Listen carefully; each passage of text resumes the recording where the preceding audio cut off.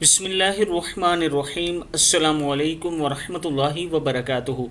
आबिद्राजा channel की तरफ से आज मैं अपने दोस्तों को रसूलुल्लाह सल्लल्लाहु अलैहि वआलिहि वसल्लम का एक फरमान बताऊंगा कि परेशानी के वक्त ये दुआएं बार बार पढ़ा करें।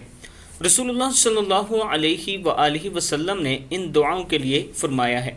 पहली दुआ है बिस्मिल्लाहिर्रहमानिर्रहीम, ला इलाहा इल्लल्लाहुल अज़ीमुल हलीम, ला इलाहा इल्लल्लाहु रब्बुस समावाति वल अर्ज़ि व रब्बुल अर्शिल अज़ीम। अल्लाह के सिवा कोई माबूद बरहक नहीं जो बहुत अज़मत वाला और बुर्दबार है।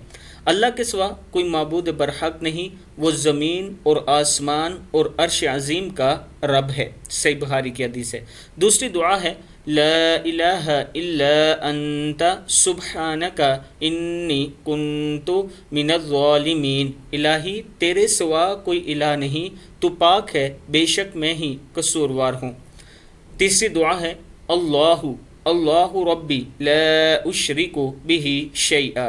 अल्लाह सिर्फ अल्लाह ही मेरा रब है, मैं इसके साथ किसी को शरीक नहीं करता।